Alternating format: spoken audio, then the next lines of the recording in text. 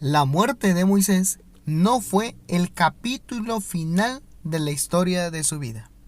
Bienvenido, esto es el estudio del repaso de la lección de la escuela sabática con tu amigo Jorge Vázquez.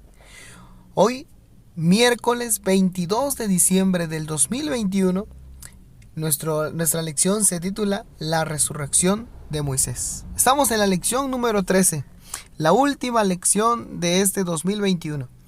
Y el versículo para memorizar de esta lección se encuentra en el libro de Judas, capítulo 1, versículo 9.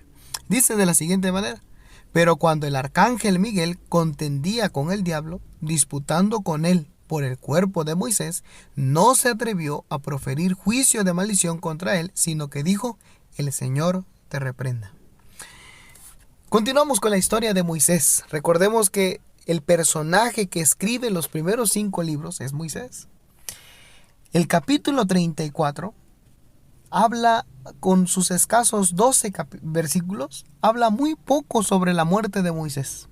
Quizás porque el objetivo principal no era Moisés, sino era Cristo Jesús. El centro de la Biblia es Cristo Jesús, es Dios, no es ningún personaje. Ellos fueron solo autores. Y el capítulo 34 se dedica a hablar de manera muy resumida lo que sucedió con Moisés.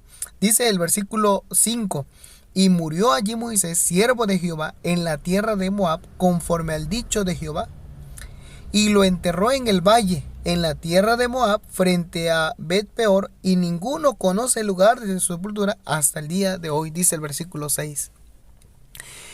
No era el objetivo principal conocer dónde iba a morir Moisés. ¿Por qué? Porque si no, el pueblo de Israel iba a idolatrarlo, porque era alguien apreciado, lo querían mucho. Esto ha ocurrido en la historia del mundo con diferentes personajes que han muerto y supuestamente se han destacado y le guardan mucho, le hacen diferentes tipos de cosas, caen en la idolatría. Ese no era el plan que Dios quería con el pueblo de Israel, por eso oculta y él mismo se encarga de enterrar a Moisés. Y no solo de enterrarlo, sino de sepultarlo. Y dice que hasta el día de hoy no se conoce en dónde fue. No sé qué hubiera pasado si se hubiera conocido geográficamente la ubicación donde Moisés fue enterrado. Pero el plan no era eso, para que el pueblo de Israel no cayera en idolatría. Ahora, Moisés muere, Moisés es sepultado. El libro La historia de la redención dice que los ángeles colaboraron para enterrarlo. El pueblo dice que hizo luto, eso sí se conoce, lo destaca el capítulo 34. Y eso es todo lo que resume. Sin embargo, Moisés muere con una gran esperanza. Apocalipsis capítulo 14, versículo 13. Da una gran esperanza.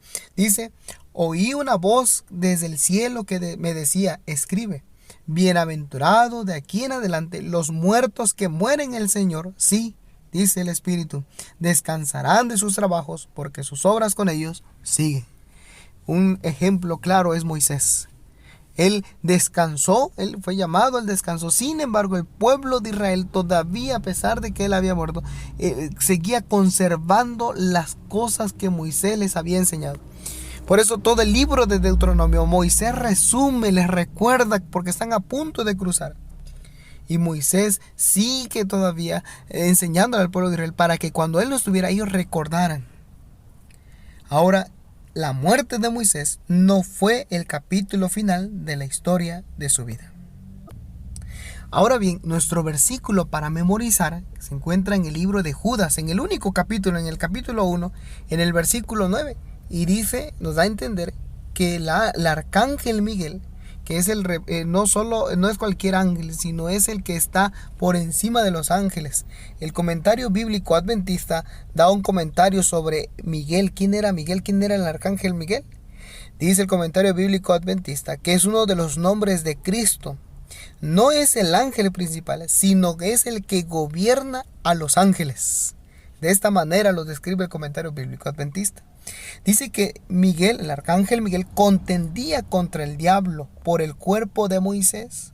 Fuera de este registro, la única referencia bíblica a la sepultura de Moisés es la que encontramos en Deuteronomio 34, versículos 5 y 6, lo que hemos leído, donde se registra que el Señor enterró a su fiel siervo y que el lugar de su tumba no fue conocido y no es conocido por los hombres.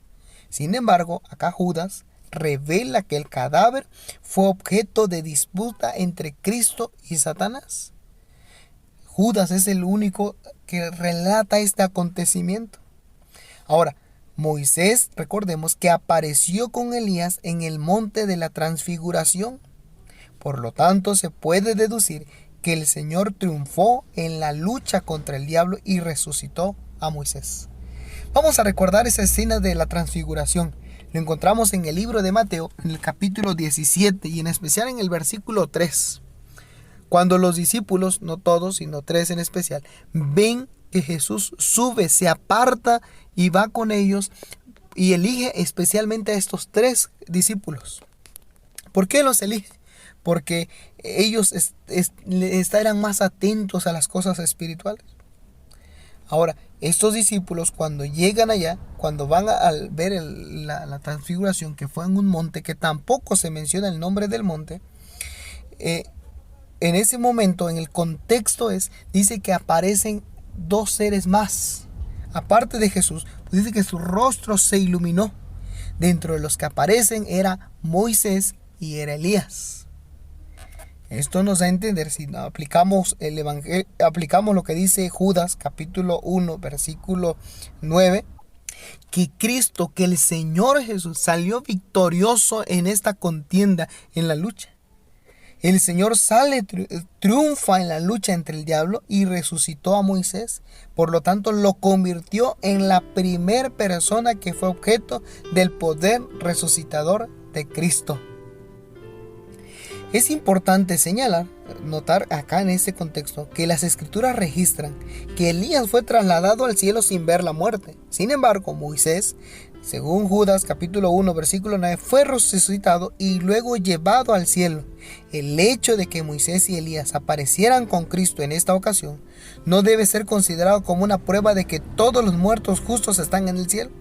Estos 2, el uno que fue resucitado entre los muertos en el caso de Moisés y el otro que fue trasladado sin ver la muerte en el caso de Elías, aparecieron con Jesús como una representación del glorioso reino en el cual los redimidos de todas las edades estarán en él, en la gloria.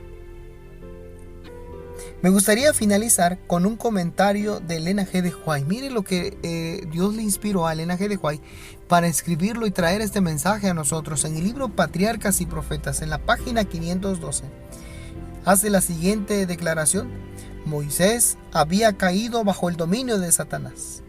Como consecuencia del pecado que Moisés había cometido, él había llegado a estar en el dominio de Satanás. Por sus propios méritos, era legalmente cautivo de la muerte. La paga del pecado, el resultado es la muerte.